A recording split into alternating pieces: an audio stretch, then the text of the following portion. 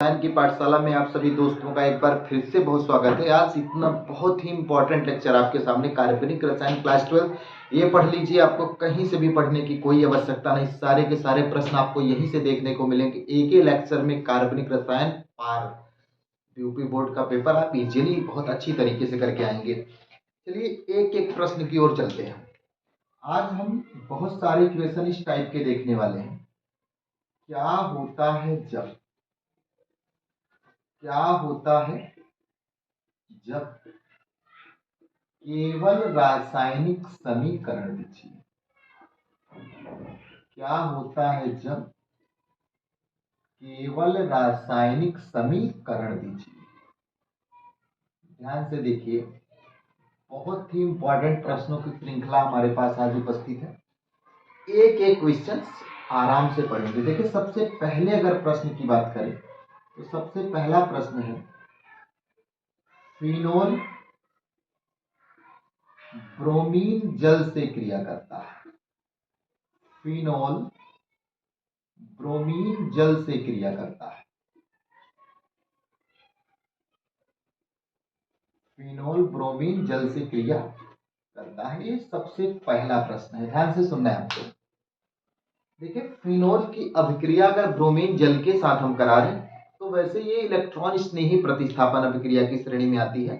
और phenol bromine से दो प्रकार से अभिक्रिया करता है, एक वैसे ब्रोमीन से करेगा, एक ब्रोमीन जल से। अभिक्रिया में अंतर क्या है, दोनों इक्वेशन देखिए। अगर बिना ब्रोमीन जल के हम फिनोल की क्रिया ब्रोमीन के साथ कराते हैं तो एक ब्रोमीन फिनोल की आर्थो पोजीशन पर अटैक करेगा, एक पैरा पोजीशन पर, और आर्थो ब्रोमोफिनोल तथा पैरा ब्रोमोफिनोल बनाएगा। लेकिन अगर हम बात करें फिनोल की अभिक्रिया ब्रोमीन जल के साथ, फिनोल कैसे पहचानेंगे हम, जब एक बेंजीन रिंग के साथ क्रियात्मक समूह OH लगा होता है तो इसको हम फिनोल कहते हैं। अभिक्रिया करवा रहे हैं ब्रोमीन जल के साथ, इट मीन्स Br2। Br2 वो भी किस फॉर्म में है, द्रव फॉर्म में, जल में। तो जो हमको प्रोडक्ट प्राप्त होने वाला है, ब्रोमीन इस बेंजीन रिंग के कहां कहां अटैक करेगा, बस इसी बात पर ध्यान देना है। नंबर 1 तो अटैक करने वाला है दूसरे कार्बन पर, फिर अटैक करेगा चौथे कार्बन पर, फिर अटैक करेगा आपका छठवें कार्बन पर। तो नाम देखिए इसका क्या होगा, 2,4,6, 3 बार है तो ट्राई हो गया, और ये हो गया ब्रोमो, पूरा पूरा फिनोल ही है। दूसरा इसको हम सिंपल नाम जो इसको हम कहते हैं पिक्रिक अम्ल। क्या कहते हैं, पिक्रिक अम्ल। तो देखिए प्रश्न कैसे यहां से बन सकता है। एक प्रश्न तो आपका ऐसे बन गया कि क्या होता है जब फिनोल ब्रोमीन जल से क्रिया करता है, या फिर कैसे प्राप्त करेंगे फिनोल से पिक्रिक अम्ल, अथवा कैसे प्राप्त करेंगे 2,4,6 ट्राइब्रोमोफिनोल। मोस्ट इंपॉर्टेंट अभिक्रिया है, जल्दी से स्क्रीनशॉट लीजिए। हम सेकंड अभिक्रिया की बात करें।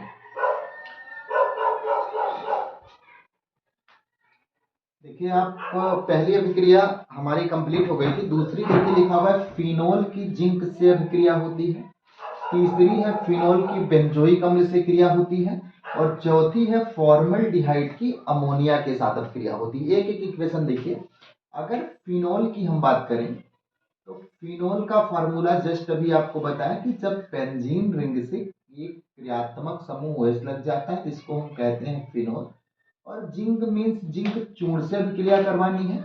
जिंक ऑक्सीजन को अवक्षेपित करेगा और बना लेगा जिंक ऑक्साइड। तो यहाँ बचा क्या, C6H6। इट मीन्स हमको प्राप्त होने वाला जो प्रोडक्ट है उसका नाम क्या है, बेंजीन। क्या नाम है, बेंजीन। आप समझ गए होंगे, बहुत इंपॉर्टेंट अभिक्रियाएं हैं ये सब। फिनोल की बेंजोइक अम्ल से क्रिया होती है। देखिए फिनोल को हम ऐसे भी लिख सकते हैं C6H5OH। ये भी हमारा किस श्रेणी में आएगा, फिनोल की श्रेणी में आएगा। बेंजोइक अम्ल कैसे लिखेंगे, क्योंकि बेंजीन है, बेंजीन में क्रियात्मक समूह COOH लगा दीजिए, बेंजीन प्लस COOH ओइक, तो क्या हो गया, बेंजोइक अम्ल। बेंजोइक अम्ल इन दोनों की आपस में अभिक्रिया करवाएंगे। जो C6H5CO है वह H को रिप्लेस करेगा, और बनाएगा C6H5COO C6H5। अब प्लस ध्यान से देखिए, यहाँ का निकला H, यहाँ का बचा OH, मिलके क्या बन गया H2O। नाम ध्यान से पढ़िए, इसका क्या होगा, बे बेंजीन है, क्रियात्मक समूह एस्टर वाला आ गया C+O, तो OH जुड़ जाएगा, और उधर वाला C6H5 क्या कहलाएगा, फेनिल, फेनिल बेंजोएट या बेंजेनोएट भी आप कह सकते हैं, फेनिल बेंजोएट। ये देखिए फॉर्मल्डिहाइड की अमोनिया के साथ अभिक्रिया होती है, तो वैसे फॉर्मल्डिहाइड की जब भी अमोनिया के साथ अभिक्रिया की बात करेगा, आप फॉर्मल्डिहाइड का लीजिएगा 6 अणु और अमोनिया का कितना अणु आपको लेना पड़ेगा, 4 अणु। फॉर्मल्डिहाइड का 6 अणु और अमोनिया का NH3 रहेगा, अमोनिया का 4 अणु जब आप लेंगे तो यहां से ध्यान से देखिए बनेगा क्या, CH2 का होल 6 हो जाएगा, उधर होल 6 और नाइट्रोजन 4 बार है N4, जो बचा बाहर निकालिए, 4 के 12 हाइड्रोजन और 6 ऑक्सीजन, तो 6H2O फॉर्म में बाहर देखो 6 दूना 12 हाइड्रोजन बराबर है, इसको बोलेंगे हम हेक्सा, 6 बार है, मेथिल, नाइट्रोजन का मतलब टेट्रा 4 बार है, और वैसे एमीन कहेंगे। सिंपल फॉर्म में इसको हम यूरोट्रोपिन कहते हैं, क्या कहते हैं, यूरोट्रोपिन, गठिया रोग की औषधि के रूप में प्रयुक्त किया जाता है यूरोट्रोपिन। ठीक है, तो बहुत सिंपल रिएक्शन है, फॉर्मल्डिहाइड का 6 अणु और अमोनिया का 4 अणु लेने पर हमको मिलता क्या है, हेक्सामेथिल टेट्राएमीन, जिसको यूरोट्रोपिन कहते हैं। तो अभिक्रिया देखिए कैसे भी पूछ सकता है, कैसे प्राप्त करेंगे फिनोल से बेंजीन, कैसे प्राप्त करेंगे फिनोल से फेनिल बेंजोएट, कैसे प्राप्त करेंगे फॉर्मल्डिहाइड से यूरोट्रोपिन। ठीक है, तो ये अभिक्रियाएं इस प्रकार से भी पूछ सकता है। सेकंड दूसरा भी मैंने आपको बता दिया। ठीक है, तो जल्दी से स्क्रीनशॉट लीजिए, आशा करते हैं आपको बेहतर समझ में आ रहा होगा। जल्दी से स्क्रीनशॉट लीजिए, तो हम आगे की ओर चलते हैं। देखिए बहुत ज़्यादा मैकेनिज्म्स वगैरह भी हमारे पास, टाइम बहुत कम है, चूंकि आपका 22 फरवरी से पेपर स्टार्ट है और ये फास्ट ट्रैक रिवीजन है, आपको बिल्कुल क्लियरली पढ़ के जाना है। जिस किसी भी अगर आपके कांटेक्ट में जो भी 11th का स्टूडेंट हो, मार्च से हमारे इस यूट्यूब पर एक एक लेक्चर, एक एक प्लेलिस्ट के साथ एक एक वीडियो, हर एक लेसन का फर्स्ट और सेकंड दोनों चैप्टर, दोनों पेपर आपके बहुत बेहतर तरीके से पढ़ाए जाएंगे, जो जो बिल्कुल फ्री ऑफ कास्ट है। आप स्क्रीनशॉट लीजिए, तो आगे की ओर चलिए। देखिए फ्रेंड्स, 3 अभिक्रियाएं फिर से हमने बोर्ड पर लिखी हुई है। नंबर 1 देखिए, बेंजोइक अम्ल से बेंजेनामाइड है, और छठवीं है एसिटल्डिहाइड से एसीटोन, 7वीं है टाल्विन से बेंजल्डिहाइड। देखिए बहुत इंपॉर्टेंट अभिक्रियाएं सबकी सब है, एक एक बिल्कुल क्रम से हम देखेंगे। ठीक, सबसे पहले तो बेंजोइक अम्ल से बेंजेनामाइड, ध्यान से देखिए बेंजोइक अम्ल का फार्मूला अभी जस्ट आपको बताया, C6H5COOH। इसको हम किस नाम से जानते हैं, बेंजोइक अम्ल। बेंजीनामाइड प्राप्त करना है, फार्मूला आपको बिल्कुल पता होना चाहिए। देखिए बेंजीनामाइड का फार्मूला क्या होगा, C6H5CONH2। इसको हम क्या कहते हैं, बेंजेनामाइड। एक बात हमारी समझिए फिर से, अगर हम इसकी अभिक्रिया करा दें अमोनिया के साथ, अमोनिया मतलब NH3, तो NH2OH को रिप्लेस करेगा, यहाँ का OH और यहाँ का AH मिलके क्या बना लेगा, H2O, water molecules. No doubt, इसको हम किस नाम से जान रहे हैं, अमोनिया। ठीक है, देखिए अगली अभिक्रिया क्या हमारे पास, एसिटल्डिहाइड से एसीटोन। तो देखिए सबसे पहले आपको क्या लिखना होगा, एसिटल्डिहाइड का formula CH3 C double bond single bond H, carbonyl समूह के कार्बन से जब एक एल्किल समूह और एक H लगा होता है तो एल्डिहाइड हो गया। CH3 रख दिए तो नाम इसका क्या होगा हमारा, एसिटल। ठीक है, हमको प्राप्त क्या करना है, एसीटोन, और एसीटोन प्राप्त करने के लिए हमको कुछ ऐसा करना पड़ेगा कि H के स्थान पर CH3 आ जाए। एसीटोन का फॉर्मूला है, ध्यान से देखिए पहले। तो अब आपको यही कॉन्सेप्ट लगाना है कि इसकी अभिक्रिया हम किसके साथ कराते हैं, हमको एसीटोन मिल गया। तो देखिए तरीका तो हमारे पास दो है, लेकिन हम एक लॉन्ग मेथड अप्लाई करेंगे जिसमें आपको एक इक्वेशन और मिल जाएगी। सबसे पहले इसकी अभिक्रिया हम करवा रहे हैं मेथिल मैग्नीशियम आयोडाइड के साथ। तो CH3 पर नेगेटिव होता है, C पर पॉजिटिव होता है। आपको पहले भी बता चुके हैं हम, प्रीवियस लेक्चर आप देखिए, वहां हमने बताया है। तो CH3 अटैक करेगा C पर और बनाएगा एक योगात्मक उत्पाद। देखिए एक H पहले से है, एक CH3 यहाँ पर आ गया, ये हो गया OMgI, इसको बोलेंगे योगात्मक उत्पाद। अभी इसका हाइड्रोलाइसिस करा दीजिए। हाइड्रोलाइसिस मीन्स इसका जल अपघटन कराते हैं। जल अपघटन कराएंगे, OH करेगा OMgI को विस्थापित और बनाएगा CH3C H3 और यहाँ पर H, यहाँ पर OH। साइड प्रोडक्ट नहीं लिख रहे हैं। ये हमारा बना तृतीयक एल्कोहल। अगर कभी आपसे पूछे कैसे प्राप्त करेंगे ग्रिग्नॉर्ड अभिकर्मक से तृतीयक एल्कोहल, क्या ग्रिग्नॉर्ड अभिकर्मक से तृतीयक एल्कोहल अगर कभी भी प्राप्त करने की बात करता है तो आपको कौन सा मेथड अप्लाई करना है? आपको एसिटल्डिहाइड लेना है, उसकी क्रिया ग्रिग्नॉर्ड अभिकर्मक के साथ करा देनी है। अब देखिए तृतीयक एल्कोहल से हम प्राप्त करेंगे एसीटोन। जो बना हुआ तृतीयक एल्कोहल है इसका हम करवाएंगे बी हाइड्रोजनीकरण, कॉपर उत्प्रेरक की उपस्थिति में 300 डिग्री सेल्सियस ताप पर करेंगे गर्म। एक H अल्फा कार्बन का, एक H क्रियात्मक समूह का मिलके किस फॉर्म में बाहर चला जाएगा? H2 फॉर्म में। और हमको प्राप्त क्या होगी? एसीटोन। क्या प्राप्त हो जाएगी? एसीटोन। ध्यान से देख लीजिए फ्रेंड्स, एसीटोन है, नो डाउट। तो आप इसका स्क्रीनशॉट लीजिए। इसका एक हम सिंपल मेथड भी आपको बता रहे हैं जहां से भी आप एसिटाल्डिहाइड से इजीली एसीटोन को प्राप्त कर सकते हैं। आप जल्दी से स्क्रीनशॉट लीजिए तो हम बताते हैं उसका, और फिर बताते हैं आपको टॉलुइन से कैसे आप बेंजल्डिहाइड प्राप्त करेंगे।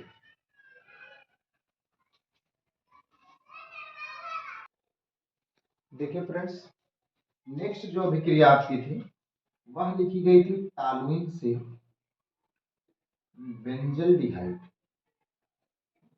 टॉलुइन से बेंजल्डिहाइड। इस अभिक्रिया को हम दो प्रकार से कर सकते हैं। एक तो आपको हमने पढ़ाया है इटार्ड अभिक्रिया, वहां से आप कर सकते हैं। और दूसरा तरीका देखिए, दूसरा तरीका क्या है कि सबसे पहले तो हमको लिखना होगा टॉलुइन। बेंजीन के ऊपर CH3 लगा दिया, सिंपल नाम में इसको टॉलुइन कहते हैं फ्रेंड्स। वैसे इसको हम मेथिल बेंजीन बोलेंगे क्योंकि ऊपर मेथिल लगा हुआ है, पूरा पूरा बेंजीन है, तो इसको हम बोलेंगे मेथिल बेंजीन, नो डाउट। अभी ध्यान से देखिए, इसकी अभिक्रिया करवा दें हम किसके साथ? क्लोरीन के साथ करा दें, Cl2 के साथ करा दें। तो अगर हम क्लोरीन के साथ करा दें तो एक क्लोरीन एक H को रिप्लेस करेगा। ये देखिए एक H रिप्लेस हुआ तो बचे हुए Cl से क्रिया करके Cl बना लेगा और यहां बन जाएगा हमारे पास CH2Cl। ठीक है फ्रेंड्स। अच्छा, इसका नाम क्या है? Benzyl chloride. क्या नाम है? बेंजिल क्लो। ध्यान से देखिए, अगर आपको कहीं भी समस्या थोड़ी सी भी है तो आप बेहिचक पूछिएगा, ठीक है? अच्छा आगे देखिए, अगर हम फिर से इसकी अभिक्रिया एक क्लोरीन के साथ और करवा दें रिटर्न, तो फिर से वही होगा, एक H एक Cl मिलके Cl बाहर चला जाएगा और यहाँ हमारे पास क्या जाएगा? CHCl2। अब इसका हाइड्रोलाइसिस करा दीजिए विथ टेम्परेचर 373 केल्विन। ठीक है, इसका दो हाइड्रोजन दो Cl के साथ क्या बना लेगा? 2HCl और बची हुई ऑक्सीजन CH के पास चली जाएगी और क्या बना लेगा हमारे पास? CHO। बची हुई ऑक्सीजन CH के पास चली जाएगी और क्या बना लेगी? CHO। जब बेंजीन के पास क्रियात्मक समूह CHO आ जाता है तो उसी को फ्रेंड्स हम बेंजल्डिहाइड कहते हैं। लेकिन यह अभिक्रिया देखने में लंबी है और वास्तव में लॉन्ग है, इसलिए हम इटार्ड अभिक्रिया वाला मेथड लगाएंगे। इटार्ड अभिक्रिया कहते हैं किसे हम? देखिए ध्यान से, बहुत सिंपल मेथड लगाएंगे, आप एक ही बार में समझ जाएंगे। आपको कुछ नहीं करना है, बस सिंपल सा पहले टॉलुइन लिखना है, लगाना है गिब्स, फर्स्ट दिखाना है स्टेप, सेकंड दिखाना है। फर्स्ट में CrO2Cl2 क्रोमिल क्लोराइड लगाना है और सेकंड में आपको जल अपघटन दिखा देना है, हाइड्रोलाइसिस दिखा देना है और सिंपल सा यहाँ पर आपको CHO लिख देना है, बस बात खत्म। इटार्ड अभिक्रिया प्रोसेस है। ये कौन सा क्रिया का प्रोसेस है?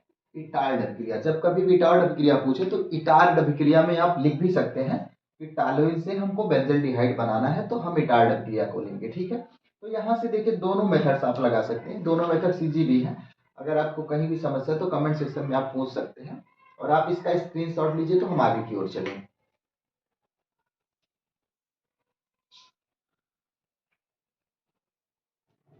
देखिए फ्रेंड्स, चौथी जो अभिक्रिया है, सॉरी चौथी नहीं, नौवीं जो अभिक्रिया है उसमें आपको दिखाना है क्लोरोबेंजीन से डीडीटी। डी डी देखिए क्लोरोबेंजीन से डीडीटी कैसे बना है। डीडीटी की फुल फॉर्म है डाइक्लोरो डाइफेनिल ट्राइक्लोरोएथेन। अब ये देखिए बहुत सिंपल अभिक्रिया है। सबसे पहले तो आपको क्लोरोबेंजीन लेना है, और क्लोरोबेंजीन ध्यान से देखें, क्लोरोबेंजीन का दो अणु ले रहे हैं। कितना अणु ले रहे हैं फ्रेंड्स? तो ये है क्लोरोबेंजीन, ठीक है। ये है क्लोरोबेंजीन का पहला अणु, और ये है क्लोरोबेंजीन का दूसरा अणु। यहाँ पर लगा दे रहे हैं Cl, यहाँ पर लगा दे रहे हैं Cl। आपको भी पता होना चाहिए कि बेंजीन के पास हर एक कार्बन से एक एक ऐसे लगे होते हैं। क्लोरल से अभिक्रिया करवा दीजिए। क्लोरोबेंजीन से डीडीटी बनाना है तो क्लोरल से अभिक्रिया करा दीजिए। क्लोरल है क्या? CCl3CHO को क्लोरल कहते हैं। वैसे ट्राई क्लोरो एसिटल्डिहाइड है, या एसिटल्डिहाइड के क्लोरीनीकरण द्वारा क्लोरल बनता है। अभिक्रिया का प्रोसेस देखिए, यहीं से आपको समझा रहे हैं। प्रेजेंस में आपको लेना होगा सांद्र H2SO4। प्रेजेंस में क्या लेना होगा आपको? सांद्र H2SO4। यहाँ देखिए प्रेजेंस हमने किसकी दिखा दी? सांद्र H2SO4। यहाँ से वाटर मॉलिक्यूल्स बाहर चला जाएगा। ये देखिए हमने वाटर मॉलिक्यूल्स कहाँ निकाल दिया? बाहर। जो बचा उन्हीं को लिख दीजिए, जैसे बचे हैं वैसे लिखना है आपको। यहाँ कौन बचा है? क्लोरोबेंजीन। यहाँ भी कौन बचा है? क्लोरोबेंजीन। इनके साथ कौन जुड़ गया? CCl3CH। तो देखिए नाम आपको पढ़ना सिखाते हैं। 2 बार क्लोरीन है, नाम क्या हो गया? डाइक्लोरो। 2 बार फिनिल है, नाम क्या हो गया? डाइफेनिल। 3 बार क्लोरीन है, नाम क्या हो गया? ट्राइक्लोरो। 2 कार्बन को एथ प्लस एन बराबर एथेन कहते हैं। तो आप ध्यान से देखिए, D D diphenyl, dichloro diphenyl trichloroethane. आशा करते हैं कि बहुत अच्छे से आपको डीडीटी बनाना समझ में आया होगा। तो आप जल्दी से स्क्रीनशॉट लीजिए, हम आपको 10वीं अभिक्रिया की ओर लेकर चलते हैं।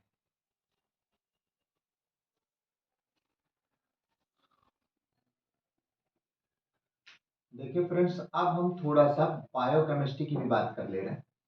देखिए अगर आप प्रीवियस लेक्चर देखेंगे तो वहाँ पर हेलो एल्केन बनाने का प्रोसेस है, और एल्कोहल बनाने का प्रोसेस है, और हेलो एल्केन और एल्कोहल के रासायनिक गुण की भी हमने बात की है, जो इंपॉर्टेंट रिएक्शन थी। साथ में आज 9-10 अभिक्रियाओं की बात कर ली है। 17 से कम 17 आपको मैंने टिप्पणी की भी बात की है प्रीवियस लेक्चर में। 17 टिप्पणियां जहां से क्वेश्चन आने ही आने, कंफर्म आने हैं।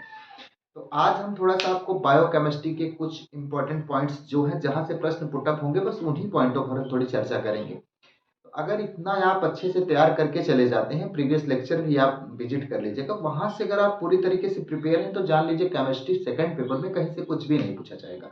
और फर्स्ट पेपर की भी बहुत सारी चीजें हमने बताई हैं, ठीक है। देखिए न्यूक्लिक अम्ल कहते हैं इसे। अगर न्यूक्लिक अम्ल की बात करें तो न्यूक्लिक अम्ल क्या है? यह अनुवांशिकी सूचना का मुख्य घटक। यानी अगर हम अनुवांशिकी सूचना की बात करें तो अनुवांशिकी सूचना यह है कि जैसे हमारे जो लक्षण है वे पीढ़ी दर पीढ़ी, मतलब एक पीढ़ी से अगली पीढ़ी में जो ट्रांसफर होते रहते हैं, उन्हीं को क्या कहते हैं? अनुवांशिक सूचना कहते हैं। और ये ट्रांसफर करने का कार्य करता कौन है? ये ट्रांसफर करने का कार्य कौन करता है? न्यूक्लिक अम्ल करता है। मीन्स अगर न्यूक्लिक अम्ल हमारे शरीर में नहीं होता, न्यूक्लिक अम्ल हमारे शरीर में नहीं होता, तो फिर हमारे जो गुण है, जो लक्षण है, जो हमारी संतान में ट्रांसफर होते हैं, कहीं से भी कैसे भी ट्रांसफर नहीं हो पाते। तो ये एक बहुत बृहद अणु होता है। मीन्स है तो कार्बनिक का ही, लेकिन बहुत बृहद, यानी इतनी बड़ी संरचना होती है कि जिसकी स्ट्रक्चर को पूर्ण रूप से लिख पाना संभव नहीं होता। इसलिए केवल समझने के लिए ही हम थोड़ा सा लिखते हैं। तो जैसे देखिए थोड़ा समझ लीजिए, न्यूक्लिक अम्ल, न्यूक्लिक अम्ल के बारे में आपने समझ लिया कि अनुवांशिकी सूचनाओं का वाहक है। यह 2 प्रकार का होता है। कितने प्रकार का? 2 प्रकार का। एक को डीएनए कहते हैं और एक को आरएनए कहते हैं। अगर न्यूक्लिक अम्ल में घटक की हम बात करें तो न्यूक्लिक अम्ल में मुख्यतः 3 घटक पाए जाते हैं। एक को कहा जाता है शर्करा, एक को कहा जाता है जो है क्षारक और स्पेशली नाइट्रोजनी क्षारक, और एक को कहा जाता है फॉस्फेट समूह। शॉर्ट फॉर्म में ही पढ़ाएंगे जो भी है, लेकिन कंप्लीट है। न्यूक्लिक अम्ल को कितने भाग में बांटा गया? 2। तो वैसे घटक की अगर बात करेगा जब भी, तो शर्करा, क्षारक, फॉस्फेट समूह। और न्यूक्लिक अम्ल की अगर क्लासिफिकेशन की हम बात करें तो न्यूक्लिक अम्ल को मुख्यतः 2 भाग में बांटा गया। एक को कहा जाता है डीएनए, एक को कहा जाता है आरएनए। देखिए, अगर डीएनए और आरएनए की फुल फॉर्म की हम बात करें तो डीएनए की फुल फॉर्म होती है डीऑक्सी राइबोस न्यूक्लिक अम्ल। Deoxy ribose. और अगर आरएनए की हम बात करें, आरएनए को कहा जाता है राइबोस न्यूक्लिक अम्ल। फिर से एक बार, डीएनए की फुल फॉर्म क्या है? डीऑक्सी राइबोस न्यूक्लिक अम्ल। और आरएनए की क्या फुल फॉर्म होती है? राइबोस न्यूक्लिक अम्ल। ये भी एक प्रश्न मन में भी उठता है कि डीएनए को डीऑक्सी राइबोस न्यूक्लिक अम्ल क्यों कहते हैं और आरएनए को राइबोस न्यूक्लिक अम्ल क्यों कहते हैं? इसका सबसे बड़ा फैक्ट है कि डीएनए जो है उसमें डीऑक्सी शर्करा पाई जाती है और राइबोस में यानी आरएनए में राइबोस नामक शर्करा पाई जाती है। बाकी घटक सब वही रहेंगे। आरएनए में भी शर्करा क्षारक फास्फेट समूह पाया जाएगा, डीएनए में भी शर्करा क्षारक फास्फेट समूह पाया जाएगा, लेकिन डीएनए में डीऑक्सी राइबोस शर्करा पाई जाती है और आरएनए में कौन सी शर्करा पाई जाती है? राइबोस नामक शर्करा। अच्छा, एक चीज और, अगर हम डीएनए की बात करें, इसकी बात करें, डीएनए की बात करें, तो डीएनए में जो 4 क्षारक होता है उस 4 क्षारक के नाम क्या है? 4 क्षारक के नाम, एक तो एडेनिन हो गया, एक ग्वानिन हो गया, एक हो गया साइटोसिन, साइटोसिन, और एक हो गया थायोमीन। क्या हो गया? थायोमीन। तो यानी डीएनए में हमारे पास 4 क्षारक पाए जाते हैं और आरएनए में भी 4 क्षारक पाए जाते हैं, लेकिन दोनों में समानता क्या है? डीएनए के जो प्रथम 3 क्षारक हैं, एडेनिन, ग्वानिन और साइटोसिन, आरएनए के भी वही प्रथम 3 क्षारक है। यानी आरएनए में भी एडेनिन, ग्वानिन, साइटोसिन पाया जाता है और डीएनए में भी एडेनिन, ग्वानिन, साइटोसिन पाया जाता है, लेकिन डीएनए में एक थायोमीन है और आरएनए में थायोमीन के स्थान पे एक क्षारक होगा जिसका नाम हम बोलेंगे यूरेसिल। क्या नाम बोलेंगे हम? यूरेसिल। क्या नाम बोलेंगे हम? यूरेसिल। तो आशा करते हैं कि आपको इंट्रोडक्शन तो अच्छे से समझ में होगा कि न्यूक्लिक अम्ल किसे कहते हैं। न्यूक्लिक अम्ल अनुवांशिक सूचनाओं के वाहक होते हैं। इसमें 3 घटक पाए जाते हैं, फॉस्फेट समूह, शर्करा पाई जाती है, साथ में नाइट्रोजनी क्षारक पाया जाता है। इसको 2 भाग में बांटा गया है, डीएनए और आरएनए। डीएनए की full form deoxy ribose nucleic अम्ल, सॉरी फ्रेंड्स, आरएनए की फुल फॉर्म राइबोस न्यूक्लिक अम्ल होती है। डीएनए में डीऑक्सी शर्करा पाई जाती है, आरएनए में राइबोस नामक शर्करा पाई जाती है। डीएनए में 4 क्षारक एडेनिन, साइटोसिन, ग्वानिन, थायोमीन पाया जाता है और आरएनए में भी डीएनए के प्रथम 3 क्षारक एक जैसे होते हैं। चौथा थायोमीन जो है डीएनए में पाया जाता है, लेकिन आरएनए में लास्ट क्षारक थायोमीन के स्थान पे यूरेसिल पाया जाता है। इतना आप स्क्रीनशॉट लीजिए, तो हम आगे आपको न्यूक्लियोटाइड्स और न्यूक्लियोसाइड्स की बात बताते हैं। चलिए जल्दी स्क्रीनशॉट लीजिए।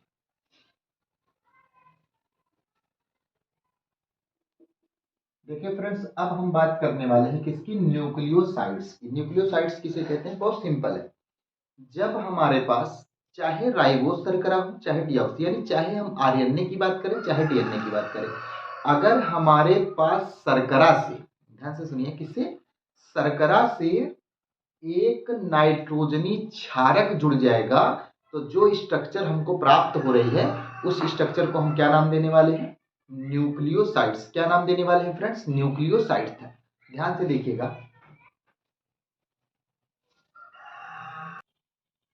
तो देखिए फ्रेंड्स, स्ट्रक्चर हम बना रहे हैं। कैसे स्ट्रक्चर बनाएंगे? सबसे पहले तो हमको बनानी होगी क्या? डीऑक्सी राइबोस शर्करा। बनेगी कैसे? ध्यान दीजिए। देखिए यहाँ पर एक ऑक्सीजन है,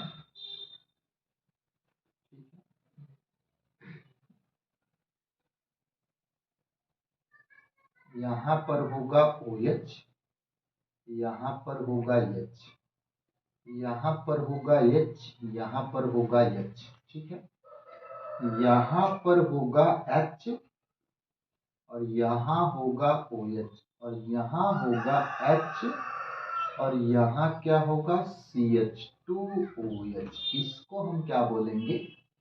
डीऑक्सी शर्करा। फ्रेंड्स इसको हम क्या बोलेंगे? डीऑक्सी शर्करा। वैसे इसको पेंटोज शर्करा भी कहते हैं। देखिए, जब इसी डीऑक्सी शर्करा के पहले कार्बन से कोई एक नाइट्रोजनी क्षारक जुड़ जाए, वह नाइट्रोजनी क्षारक चाहे हमारा एडेनिन हो, चाहे ग्वानिन हो, चाहे साइटोसिन हो, चाहे थायोमीन हो। अगर देखिए थायोमीन जुड़ेगा तो डीएनए की स्ट्रक्चर होगी, यूरेसिल जुड़ जाएगा तो आरएनए की होगी, लेकिन कहलाएगा क्या?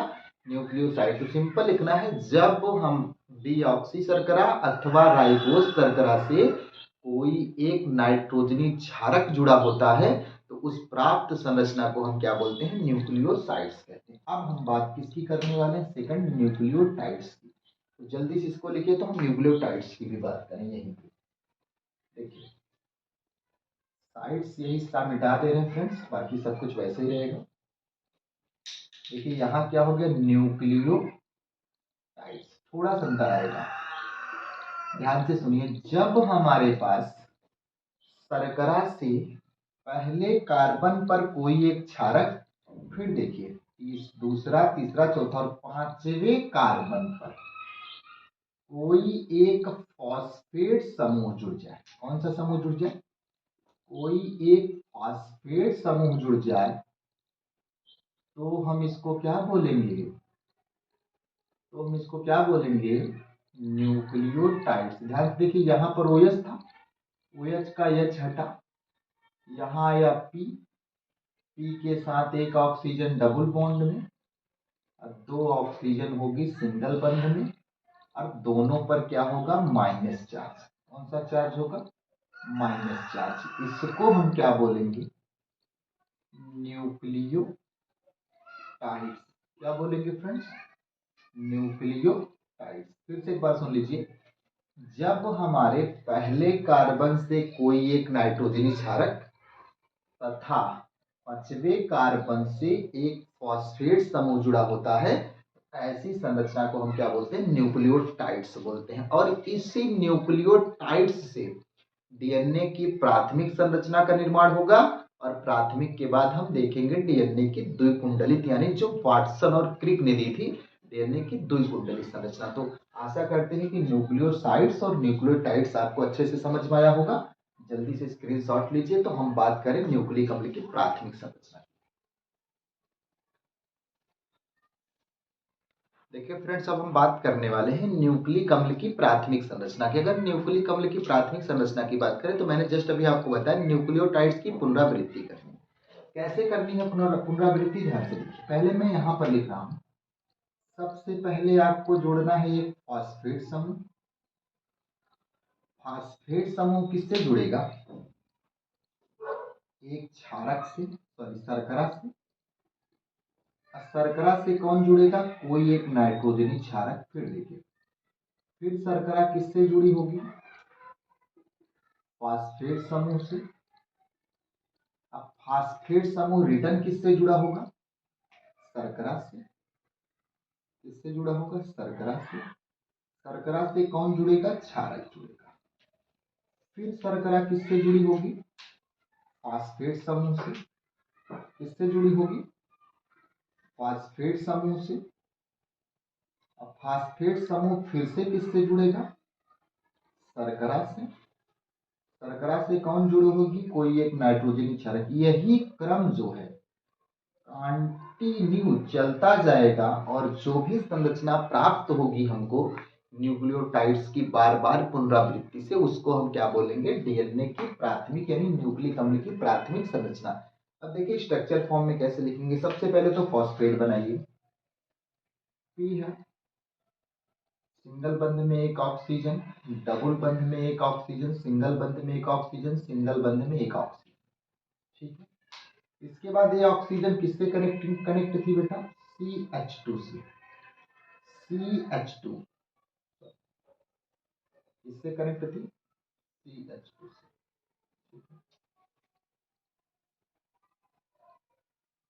नीचे क्या लगा हुआ था? H। यहाँ पर एक ऑक्सीजन, यहाँ पर एच, OH के स्थान पे कौन जुड़ा था, कोई एक क्षारक लगा दीजिए, कोई एक क्षारक। चलिए हम एक क्षारक लगा दे रहे हैं एडेनिन, क्या लगा दे रहे हैं, और यहाँ पर H है, यहाँ पर H है, यहाँ पर H, और यहाँ का जो OH है, देखिए अब क्रम क्या जोड़ने वाला है, आप ध्यान से, बिल्कुल ध्यान से देखिए, तीसरा और पांचवा क्रम जुड़े, यानी तीसरे कार्बन का OH, ध्यान से देखिए, तीसरा कार्बन है, पहला दूसरा तीसरा, O के साथ P के साथ O, और इस पर एक माइनस रहेगा, यहाँ एक ऑक्सीजन डबल बॉन्ड में, एक ऑक्सीजन सिंगल, जो सिंगल उस पर माइनस, वो किससे जुड़ा होगा, CH2 से, CH2 फिर से देखो ध्यान से आप, एक ऑक्सीजन,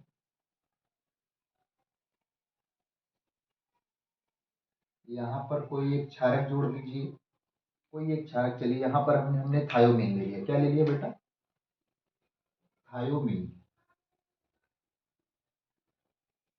यहाँ पर H, यहाँ पर H, यहाँ पर भी तो H रहेगा, यहाँ का H फिर से किसके साथ जुड़ेगा, फॉस्फेट समूह, O, फिर P, डबल बॉन्ड में ऑक्सीजन, सिंगल बॉन्ड में ऑक्सीजन, सिंगल बॉन्ड में ऑक्सीजन, इस पर माइनस चार्ज। अब जरा ध्यान से देखिए फ्रेंड्स, ये न्यूक्लियोटाइड्स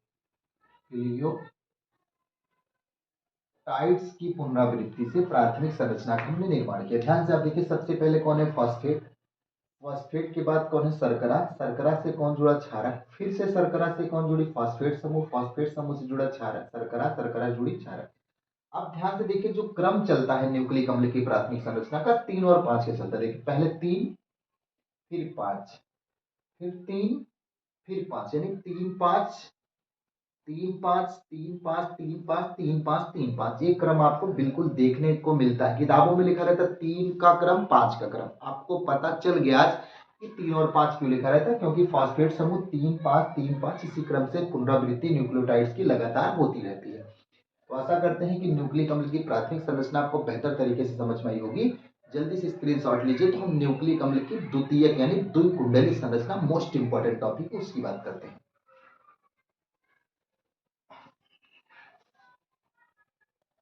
देखिए फ्रेंड्स, आपके पास बोर्ड पे हेडिंग लिखी हुई है न्यूक्लिक अम्ल की द्वितीयक संरचना। देखिए एक एक पॉइंट्स की बात करेंगे। यहाँ देखिए स्टार पॉइंट में, इसको वाटसन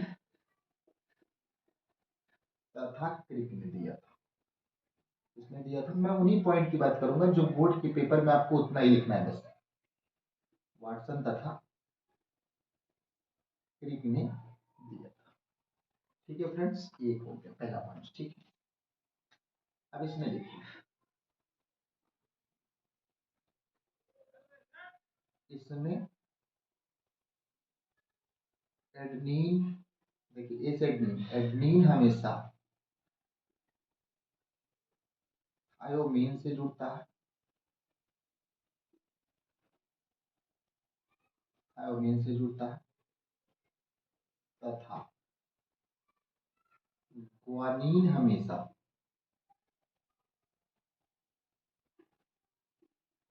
साइटोसिन से जुड़ता है, ग्वानीन हमेशा साइटोसिन से जुड़ता है, ठीक है। इसके बाद हम बात करने वाले हैं नेक्स्ट, अगर एडनीन हमेशा थायोमीन से जुड़ेगा कैसे, एडनीन थायोमीन से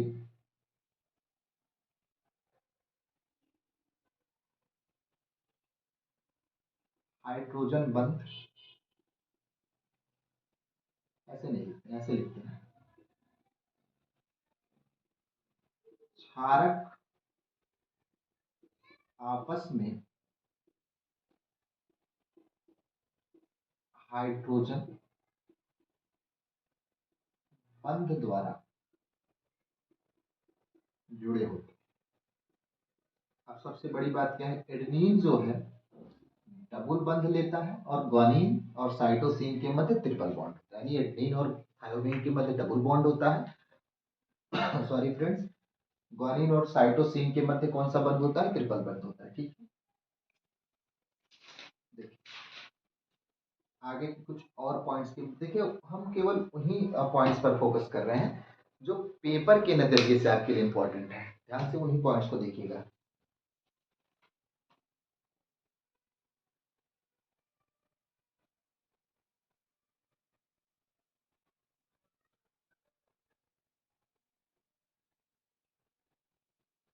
देखिए, डीएनए का जो एक घूम होता है, यानी जो एक चक्र होता है,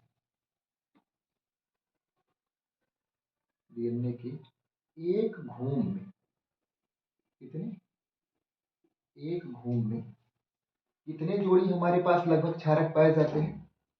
लगभग क्षारक, क्या डीएनए के एक घूम में लगभग 10 न्यूक्लियोटाइड्स उपस्थित होते हैं। 10 न्यूक्लियोटाइड्स उपस्थित होते हैं।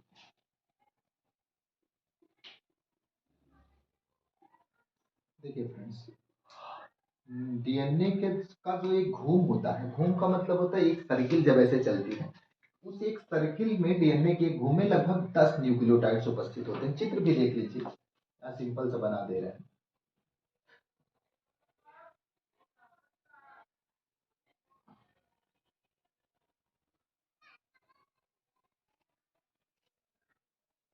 ये देखिए, अब एक घूम किसे कहेंगे, ध्यान से देखिए, ये है ना घूम। इसमें टोटल कितने पाए जाते हैं क्षारक हमारे पास? न्यूक्लियोटाइड्स कितने होते हैं? 10। अगर 10 न्यूक्लियोटाइड्स हैं तो सीधी सी बात है 10 हमारे पास लगभग क्षारक होंगे। ठीक है, तो चित्र आप कहीं से भी बना सकते हैं, गूगल्स वगैरह बहुत सारी चीजें हैं, आप वहां से डीएनए का चित्र बना लीजिएगा, क्योंकि केमिस्ट्री में इतना डीप नहीं पूछेगा आपसे। और बायो में तो बहुत सारे पार्ट्स हैं, डीएनए के एमआरएनए है, उसका आरआरएनए, बहुत आरएनए के भी कई सारे पार्ट हैं, तो बहुत सारी चीजें वहां से पूछता है। लेकिन डीएनए में जो पूछेगा बहुत क्लियरली आपको 4-5 पॉइंट्स के जवाब देने हैं। ठीक है, डीएनए का व्यास देख लीजिएगा, लगभग 3.4 होता है। तो टोटल एक कंप्लीट कर लीजिएगा 4-5 पॉइंट, और यहाँ से डीएनए का आप चित्र बना देंगे, लगभग यहाँ से आपका 3-4 नंबर का जो भी प्रश्न आएगा वो आपको पूरी तरीके से मिल जाएगा। ठीक है फ्रेंड्स, तो आप इसका स्क्रीनशॉट लीजिए, हम आगे की ओर चलते हैं।